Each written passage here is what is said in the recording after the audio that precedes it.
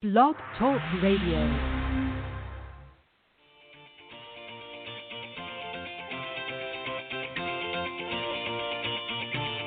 Good morning, everyone. Welcome to the Women of Golf Show. I'm Ted Odorico, and joining me is LPGA professional Cindy Miller, and we are your hosts. We're broadcasting live every Tuesday morning from 9 to 10 a.m. Eastern here on the blogtalkradio.com network, bringing you some of the best golfers, teacher professionals, and entrepreneurs helping to elevate women's golf. We're so glad you decided to join us this morning, so grab your coffee and let's get started.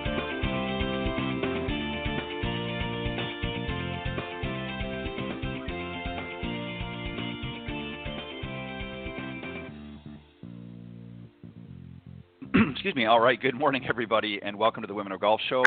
I'm Ted Odorico, and right alongside each and every week is none other than Legends Tour player and LPGA professional Cindy Miller, and we are your hosts here on the Women of Golf Show. Good morning, Cindy. Good morning, Ted. How are you?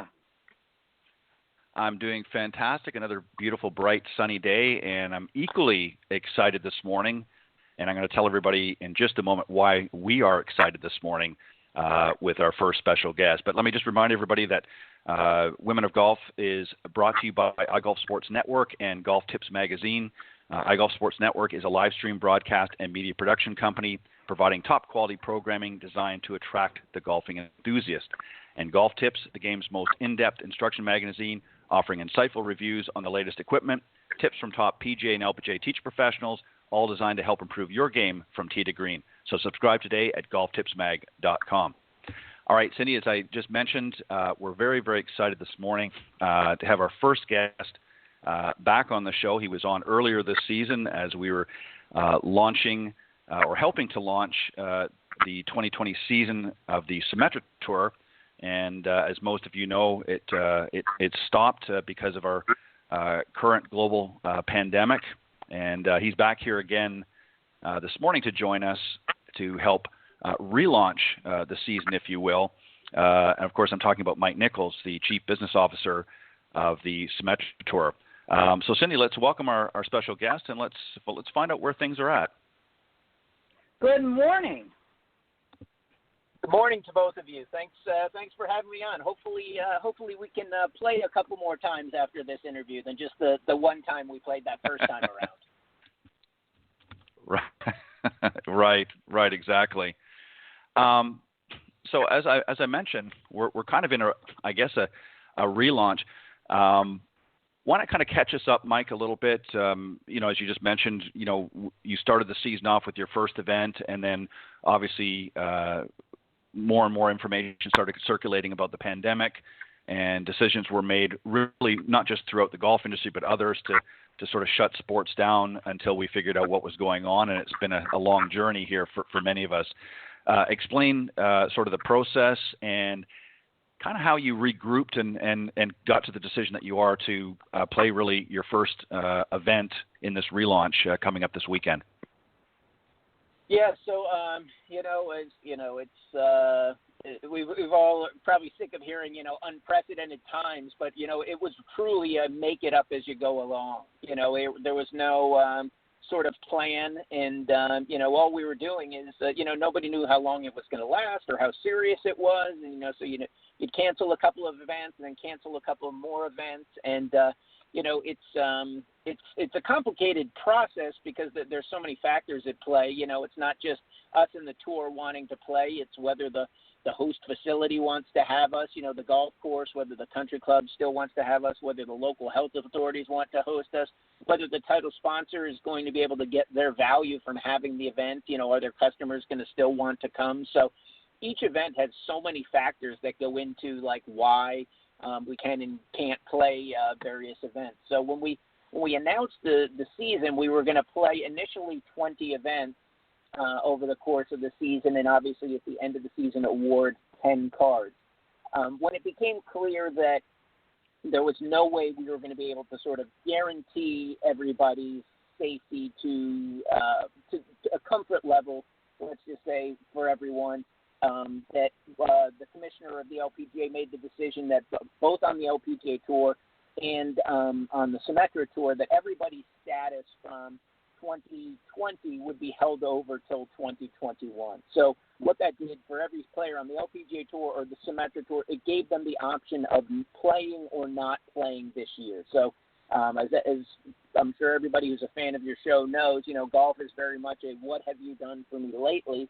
And so as much as players are playing for their livelihood, they're also playing for the opportunity to be on the tour the next year and the year after that, et cetera. So once Mike Wan said, hey, let's just freeze everybody where they're at, that was good because that allowed players the flexibility. If they feel comfortable coming out and playing, they can do that. If they don't feel comfortable and they just want to stay at home because of whatever reason, maybe they have health issues or health issues with people in their household or, just don't generally feel comfortable, they weren't going to – they would miss out on the opportunity, obviously, to play for money, but it wasn't going to cost them the opportunity to essentially have the year that they were planning to have this year. So, that was sort of a freeing decision, I guess is the best way I could put it, because, as a player says, well, I don't really feel comfortable or whatever, then you can say, hey, if you don't feel comfortable, then, we certainly don't want you to feel compelled to play. And so that decision by the commissioner definitely sort of freed players to make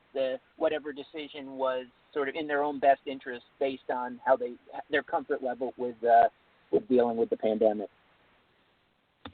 Yeah, and that was a great decision. As you mentioned earlier, you started off with your first event, and then the season quickly abrupted, and really it's to no fault of anybody's, the players or otherwise or management. It just the times that we're in right now, and everybody's feeling the effects of it, and players are probably, I'm sure, were unclear as to what was going to happen. Obviously, very early on, we didn't think it was going to last this long. So I think that was a great decision on the commissioner's side to really do that. I think it's very fair, and I think it's very generous of him to take that position. Cindy, go ahead. I know you've got some questions. So tell me what the status is of the events you're holding this year. Will the top 10 earn anything for next year with this abbreviated schedule? That's the obvious question. So if you're basically saying to every player, whether it's on the Symetra or LPGA Tour, hey, we're going to hold your position for next year, then we can't obviously graduate 10 players into the LPGA like we normally have, because that would obviously disadvantage, 10 LPGA players if we graduated another 10 players onto the tour. So what we're going to do is currently we're planning to play 10 times this year as opposed to the 20 we initially had. And if we can play 8 times, we feel pretty good about the 10 events that we have, that we feel they're pretty concrete and they're gonna play, which, as you mentioned, we're playing our first tournament here in Battle Creek, Michigan, the Firekeepers Hotel and Casino Championship. This is our first event back. We feel good about the remaining 8 events after this one that we're going to play. But those, what we're going to do is if we can play at least 8 times, we're going to graduate 5 players to the LPGA Tour, and they're going to have LPGA Tour membership. Now, what that means, why I say membership as opposed to sort of cards, is traditionally when we've graduated the 10 players onto the LPGA, they have very good status, so they'll get into sort of all of the full field events over the course of the year. The 5 players that will graduate this year, they'll have LPGA membership, but it will be a much lower status, so as not to sort of displace LPGA players, because again, that's part of the sort of the decision to say, hey, sort of locking in place. So our 5 players that we graduate this year will sort of be at the end of the pecking order, but they'll at least have LPGA membership. So if they get a sponsor exemption or they Monday qualify, or maybe they get into a field that doesn't have a particularly strong field, maybe they get in, their money is official, and then they can maybe reshuffle. So there are some definite benefits from having LPGA membership. It's just not going to be at the same level as it's traditionally been with the 10 cards we've had over the past number of years. Yeah, but that's great. Let me ask you another question. There is no qualifying school this year, correct? Correct. Do you do Monday qualifying at Symetra Tour events? We do not, and actually, we this year we're actually not even doing Monday qualifying during LPGA events, and the reason for that is because of it's just another level of people that we needed to sort of bring into the, the testing bubble. When you have a whole different group of people who may or may not get into the tournament, and they're all their caddies and all of that kind of stuff. As you can imagine, just getting back to play with sort of our members who we know were coming to play in the tournaments, etc. That was enough to not have to worry about a Monday qualifier on the LPGA Tour where, in some cases it's at another golf course and all of that kind of stuff. So this year we just decided that we weren't going to have any Monday qualifiers on the LPGA Tour, and like you said, there's not going to be any Q School this year. So that was, I'd say the player who's probably impacted the most by all of this is obviously the player who has no status. So, somebody who might have just graduated from college or whatever, they're going to have to wait sort of a whole year and a half for their opportunity to play on the LPGA or Symetra tours. But one of the things that we started last year on the Symetra Tour that we hope to a certain degree is addressing that, is we've a relationship with the Women's All-Pro Tour, which allows players to play on that tour, and by virtue of being a top finisher or winning on that tour, to play into a Symetra Tour event. So this week here in Battle Creek, I believe we have 4 players who qualified to play in the Symetra Tour event by virtue of their finishes on the Women's All-Pro Tour. So there is sort of a little bit of a way to get into tournaments, but, those are the players you have to feel for the most, are those, graduating seniors who, graduated here in May. We're expecting to go to Q School here in, August and September, and, now we're going to have to wait a full year for that. Yeah, we've got a young woman that we teach that's in that situation. But, on the other hand, it's just another year to get better. So no whining That's allowed. True. Well, yeah. Go ahead, Ted. Go ahead, Mike. Finish your thought. No, I was just going to say, it's probably for all of us, with none of this is going the way any of us, had planned or wanted it to or whatever. So, maybe a provider with a different level of mental strength or whatever that we're all having to find this year. Absolutely. Yeah. Well said, Mike. So obviously, there have been many cancellations throughout the season.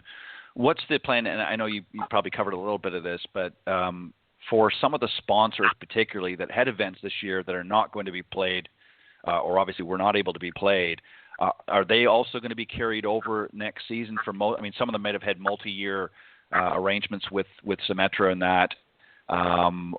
How is that going to work with some of the events that were earlier this season that were not being able to play?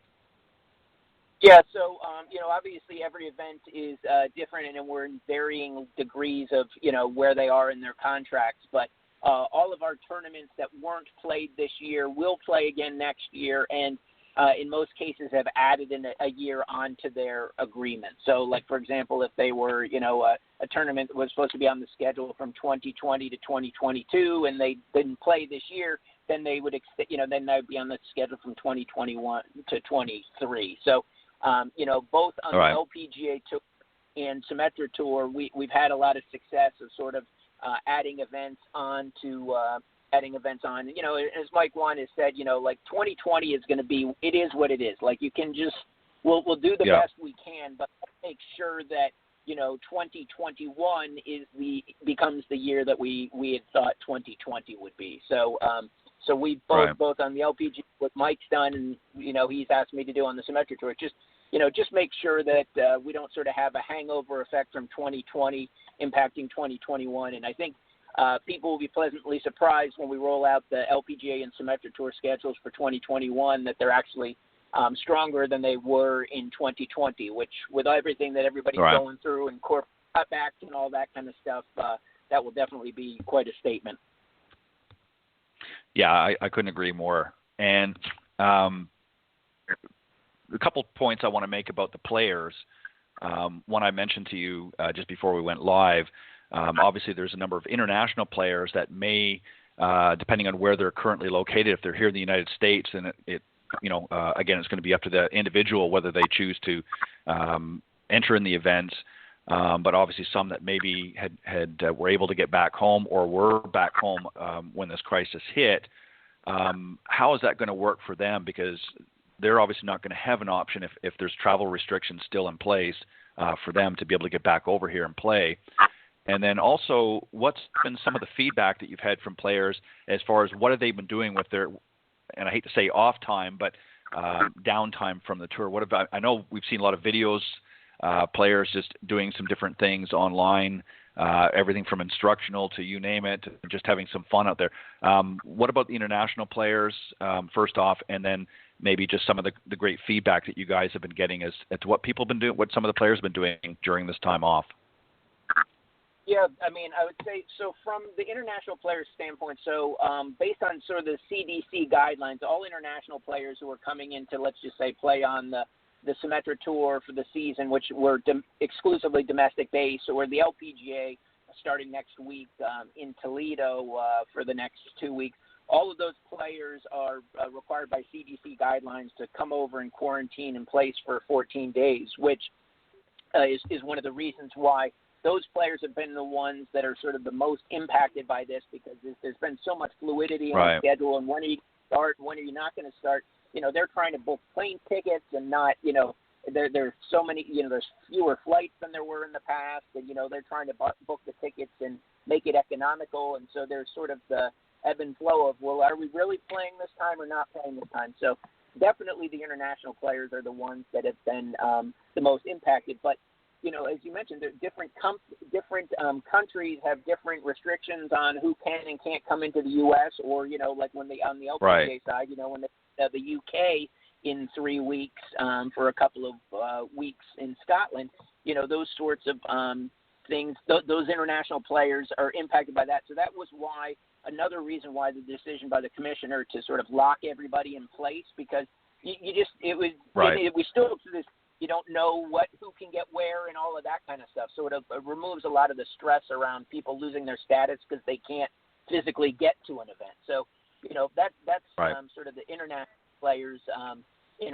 players story. And then a lot of them have decided to stay home. I think, as you'll see with the couple of here in Toledo on the LPGA side, a lot of the players from Asia have just decided to stay and play on their home tour. So, you know, the KLPGA players or the JLPGA players, it's just simple for them right now to just stay and play on their home tours. Now, as it relates to what, you know, our Symetra Tour players and LPGA Tour members are doing, I mean, what's been crazy is just watching, you know, how much they just want to get out and compete. I'm sure you've followed, you know, a bunch of them have been playing in mini tour events all around country just to get in reps, whether it's the Cactus Tour or the WAPT Tour that I talked about, or the Eggland's Best Tour. You know, players are, or in some cases, playing on men's mini tour events. So, you know, I think the players are just trying to get competitive reps. You know, they've just had a second off season. I think somebody said, you know, this sort of off season is twice as long as our normal off season, right? You know, we haven't played for 4 months, so it's they've almost, you know, they're going to definitely be as rusty, I would think, as rusty as they were when we started the season. So it'll be interesting to see who comes out and plays well. But I mean, if I was a betting man, I'd certainly look to those players who've sort of found their way and played consistently on the mini tour just to get, holing the ball out and, you know, doing all the stuff that you need to do in professional golf that's different than, just kicking it around at your country club. Yeah, it's been interesting to watch too, as I mentioned, a number of the videos and that, whether it be on YouTube or Instagram and other social media platforms, some of the creative ways that these young ladies have found to, during moments of quarantine at home, particularly finding ways to keep themselves sharp. I mean, work on their short game in their backyards or, what have you, hitting, even if something as simple as hitting into nets, just a lot of the creativeness, you can tell they're itching to get back out there, and we're excited for you.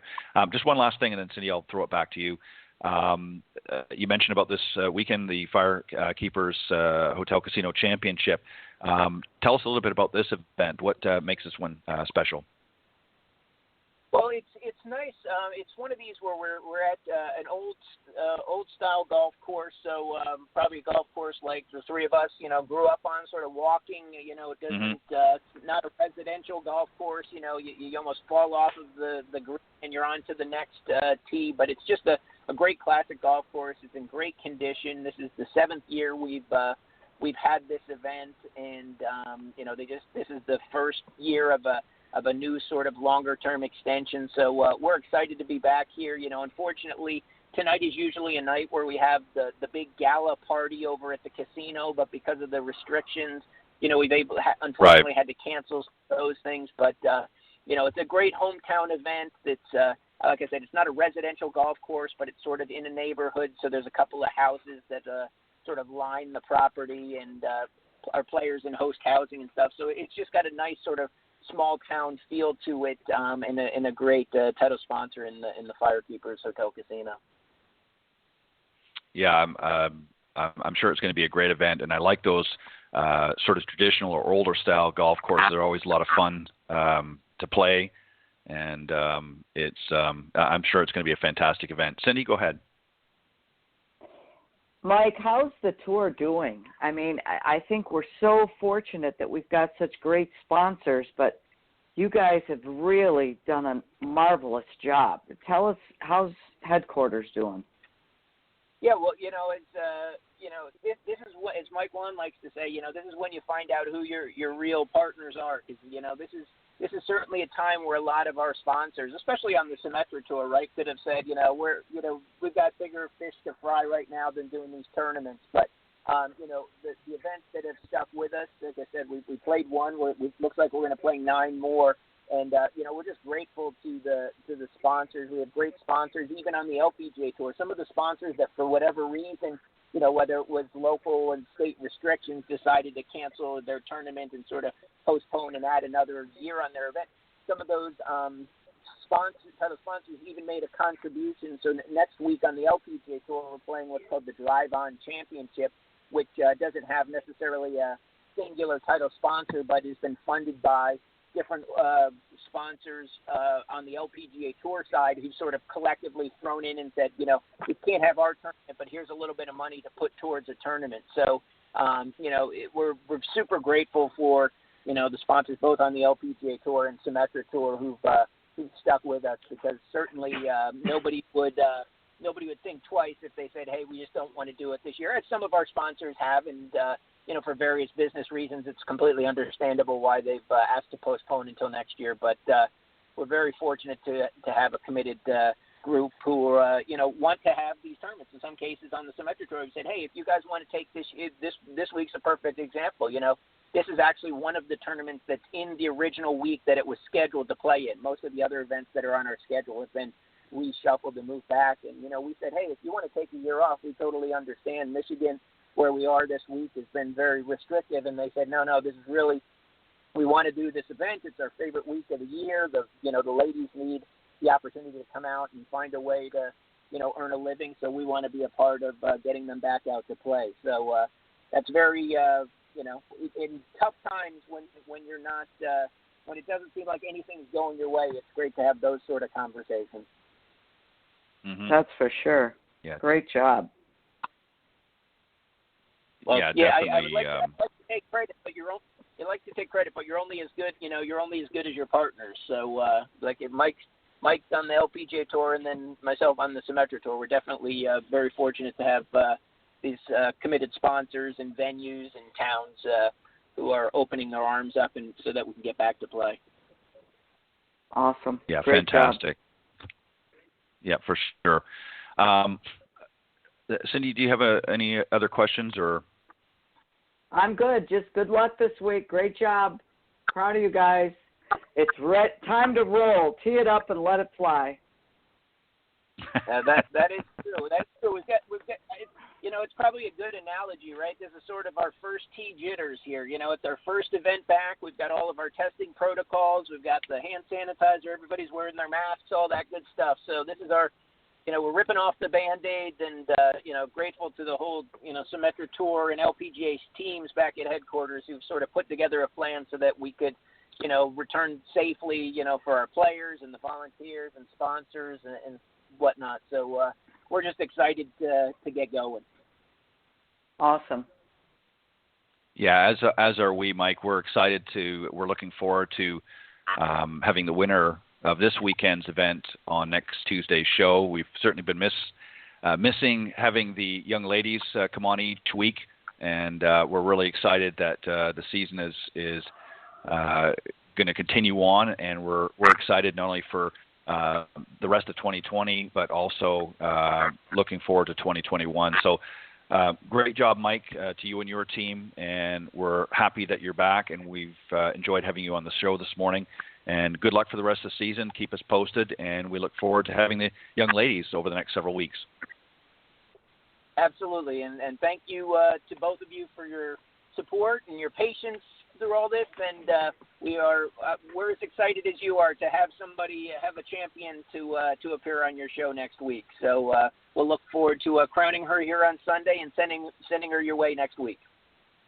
Perfect. Thanks, Appreciate it. Mike. Thank you very much. Thanks, Mike. All right. Bye-bye. Bye.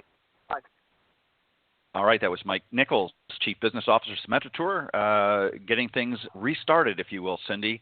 And I know that as you mentioned, the young ladies are eager to get back out there and tee it up again. So we're going to be excited next week to have the winner on the show.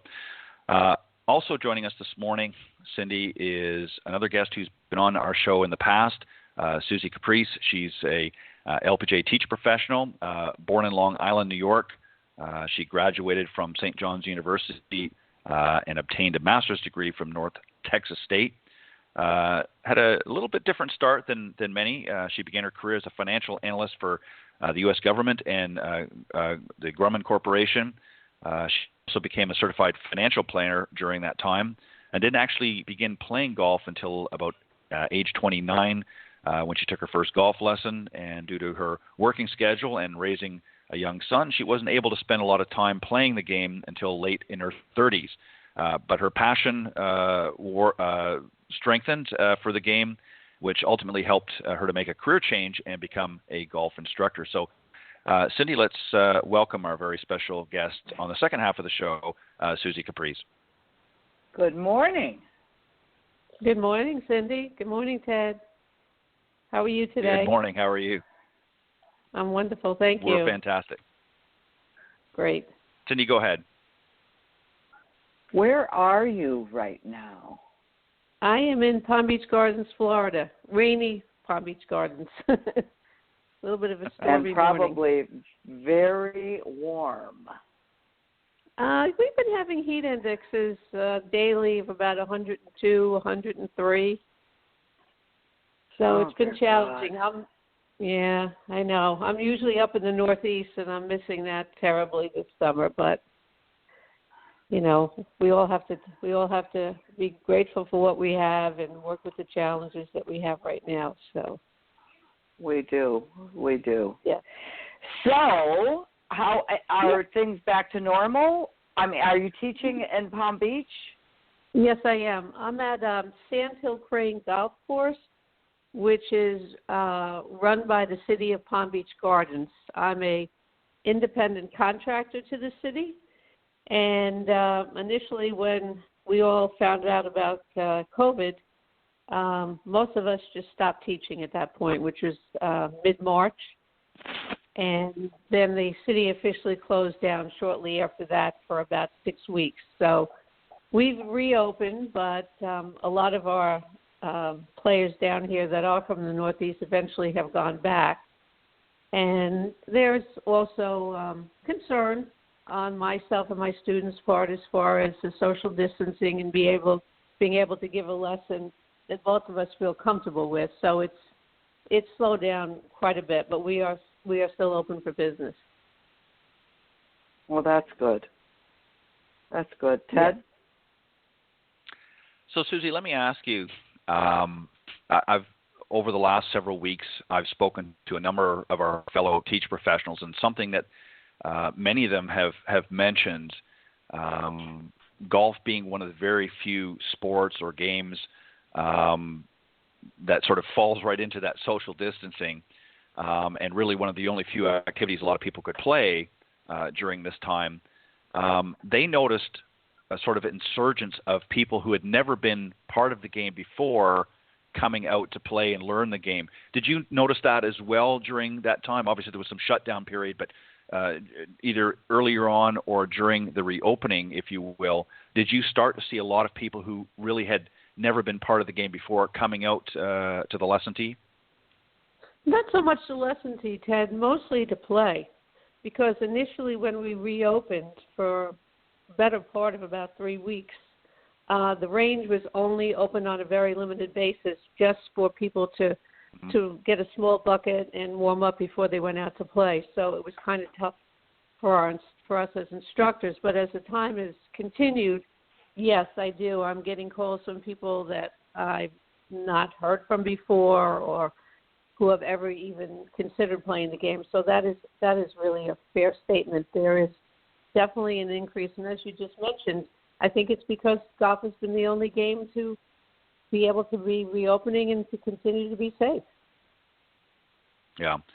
And also, too, and I don't know whether in your area you've noticed this as well, but some of the other professionals that I've spoken to mentioned, and again, obviously with kids, not being in school and looking for things to do, that they noticed many families coming, not just the parents or adults or even just the kids, but, as a group in many cases, whether to be play or learn the game or what have you. Did you notice that as well? Was that something that you took notice to? Yeah, there's a very strong junior program at my facility, and there was another instructor that kind of oversees that whole program. But he has said that the enrollment has definitely increased from years, previous years. So that's the same at our facility as well. So, yeah, I think a lot of these things, as you just mentioned, are kind of happening probably across the country right now. Mm-hmm. Yeah, a lot of, as I said, a lot of the professionals that I spoke to over the last few months have, again, not only increased in play, but just families coming out. They're just looking for something to do, and golf has been one of the very few activities that have allowed people to be able to get out and do a lot of things. How do you think, given that opportunity, is there, I guess, a greater opportunity for the industry to somehow take advantage of that and say, hey, look, we're getting a lot of new people coming to the game that maybe might not have considered that. How can we best serve them as well as serving, obviously, our regular clients, if you will? Is there a way that we can approach this and maybe sort of take advantage of that and make it even more welcoming? What can we do, do you think? Any thoughts on your end?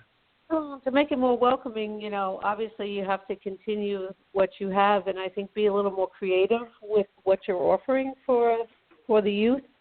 I find when I do give clinics to the kids that, they're very visual at that age, and their attention span, as we all know, is kind of limited. So you want to make it a game-playing based kind of experience for them. The one thing that I see out of it for myself personally is that the parents want to take the kids there. And mom and dad both come. It's not like dad used to come or mom used to come because, as you mentioned, people are looking for things to do. So I do see both parents coming a lot more than I have in the past. And what's nice about it is now I'm seeing some of the parents saying, gee, I'd like to take a lesson from you. So I think it has the potential on both sides to get adults into the game that previously weren't, and to keep the kids inspired and, keep them learning. And it's going to be the future of our game, those youth that are out there taking these clinics and learning how to play the game. Yeah, I couldn't agree more. Cindy, go ahead. So is there a specific reason you didn't go back up to New York? Was it COVID? It was a couple of things, Cindy. A lot of it was housing-based because when I go up there, I have to rent. And I'm up in eastern Long Island, New York, is where I go back to, which is the area I grew up in. And a lot of the people that have rented previously weren't comfortable from people coming from other states. They did not want to rent anything for the summer. They had. You saw New York, mostly Manhattan, but definitely the entire state, was the epicenter of the virus.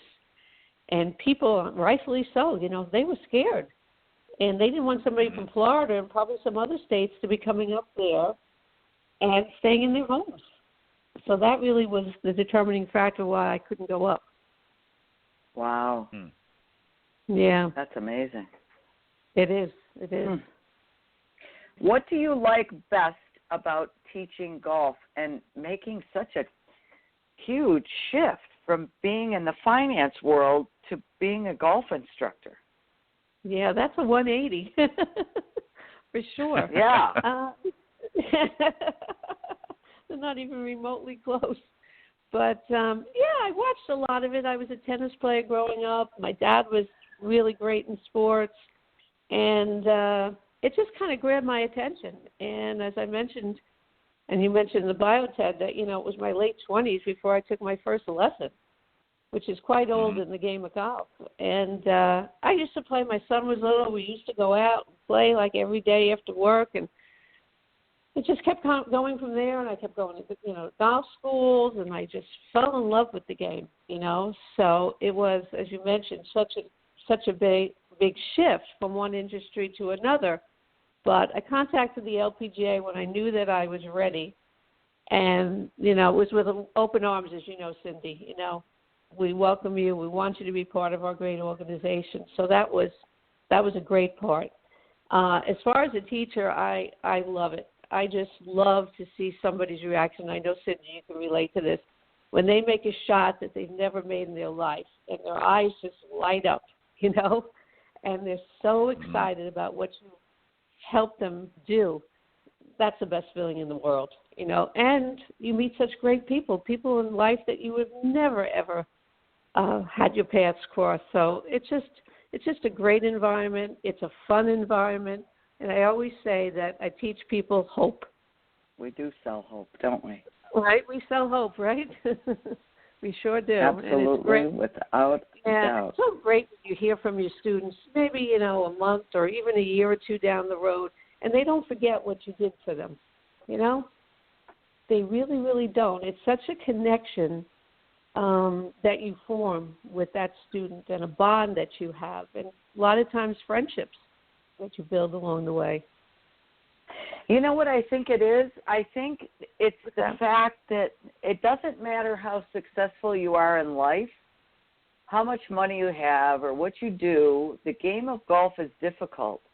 And when you are open to becoming vulnerable enough to take a golf lesson and someone helps you overcome those barriers and obstacles, you remember them forever. Because it's kind of like you're willing to look like a fool so that you can learn how to play better, and then you love them forever. Don't you? What do you think, Ted? Yeah, I like that. Yeah, I agree with that. And you stole the very same thing I was going to ask or comment I was going to make. And that is, it doesn't matter what your social status or your business status is. I mean, we've seen both sides of the spectrum. I mean, we've seen very, very successful business people out there that, struggle like the rest of us with their golf game. And then we've seen others that, have very modest upbringing that go out there and are the biggest, brightest stars out in the golf course. And I think it is. You're right. I think what I enjoy most. I mean, as I've mentioned many times in the show, deal a lot with more so with corporate types. But it's just to see them out there and accomplishing something. I mean, they're highly successful in the boardroom, but on the golf course, they're very, a lot of times very inept until they've, worked with you for a little while, and it's like a kid in a candy store, and it's just hard to wrap your mind around sometimes just how excited they are when they, as Suzi mentioned, that one well-struck shot, their eyes are like saucers, and they're just excited, and they're talking about it, and they're bragging about it, and they can't wait to get back out there again. So yeah, there's a lot of great synergies that come out of playing golf, and so many life lessons too, ladies, that we all can share with our experiences, both as teacher professionals, but also playing this great game as well. I just have one final question here for you, Suzi, if you don't mind, and that is, with so many women getting into the game, statistically, about a third or better of all new golfers every season, especially over the last several seasons, have been women expressing an interest. In your opinion, where should they begin? And what do they often do wrong as a beginner, and what do they do right? Oh, great questions. In my personal experience at a club, what I like to do is I like to start out with what I call a beginner's clinic. And that way I can meet and greet the ladies and talk to them one-on-one and find out, why they're taking the game up, or in some cases why they're going back to the game. I find a lot of my clients, and maybe Cindy does as well, are women that are just retired, that either have always wanted to play the game or a friend of theirs has played the game. Women like to be in groups with other women. There's a social aspect to it. There's a support system that they need, and they enjoy golf and they enjoy the social part of it as well. I think a lot of them may go wrong because initially they don't know where to go to get a lesson in some cases. They'll call around, and I do hear, we have great PGA instructors as well as LPGA. I'll hear, I don't want to take a lesson from a man. I want to take a lesson from women. And a lot of the women I get that started and felt a little defeated would come back to me and say, I'm more comfortable with a woman. I'm more comfortable with you. So what I like to do in my meet and greet with these ladies before we even start a lesson is to find out really why they're there. And then what I'll do is we'll progress into learning the basics about the game in a clinic environment. And then we'll also talk about etiquette. I find for women, they don't know the etiquette, so there's a fear factor, Ted. They get there and they don't know, where do I go check in? Who do I tip? How much time do I need to be on the tee box before my tee time? What do I do if I'm only hitting the ball 50 yards? Do I pick it up? Do I try again? They have a lot of fears, when they first get there. And I think that's our job as instructors to be able to put those fears aside.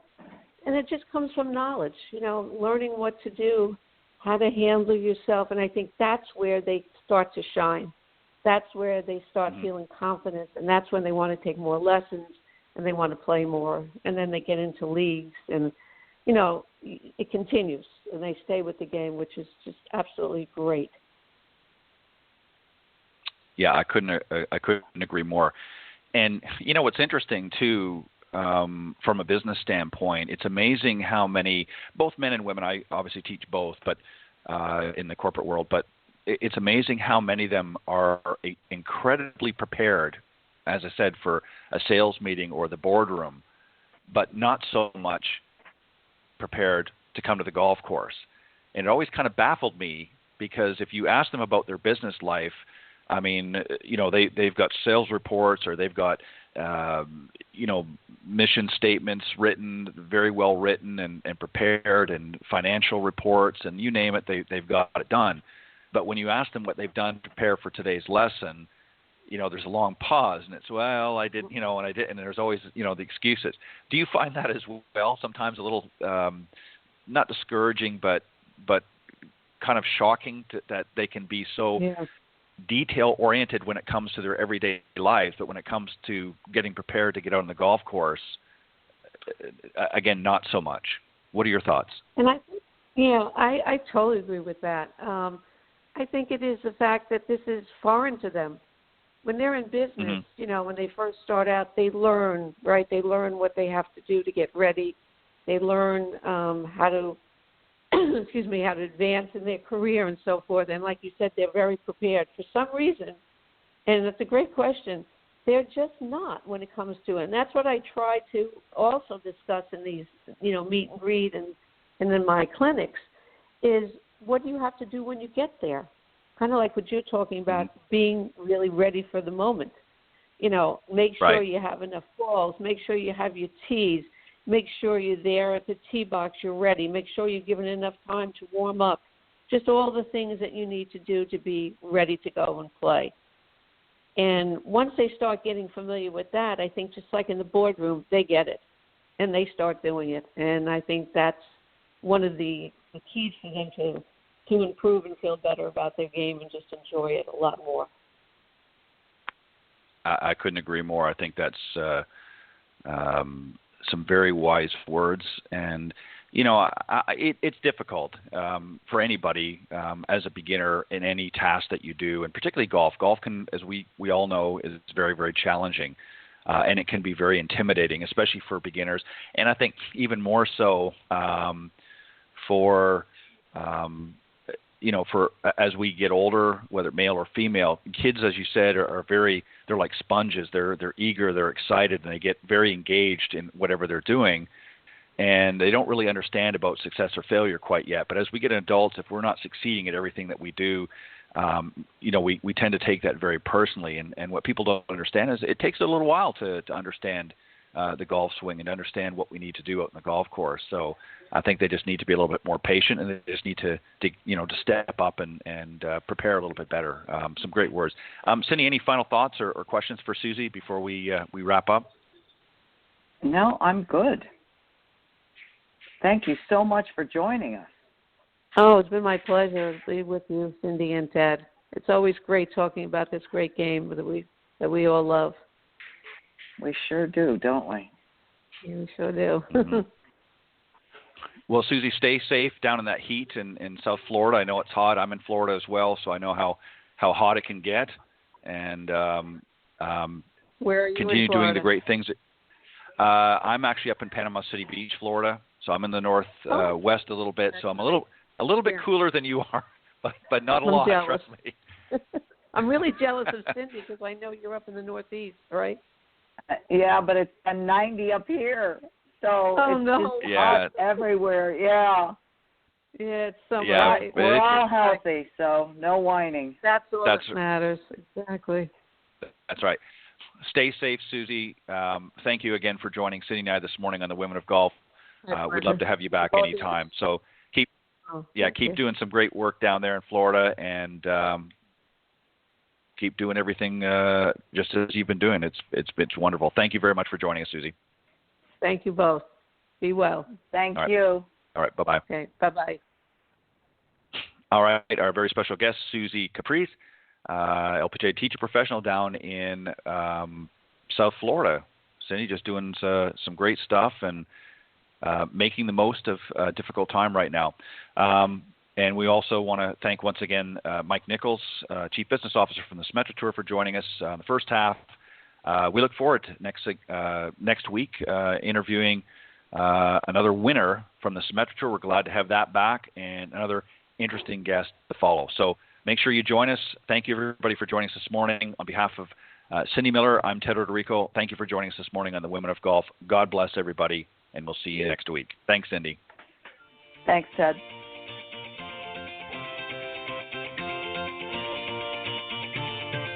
Thanks for listening this morning to the Women of Golf Show. Tune in live each week by visiting blogtalkradio.com/Women of Golf, or on any of these social media platforms: iTunes, Stitcher, TuneIn, CastBox, TalkStream Live, and of course Spotify. If you can't join us live, check out our on-demand section for previously aired broadcasts. To get updates for future shows and upcoming guests, you can follow us on Facebook at Women of Golf. You can also follow me on Twitter at Ted and Buck CEO, and Cindy at Cindy Miller Golf. Please remember to join us next week on the Women of Golf Show. See you next time. This has been a production of the iGolf Sports Network.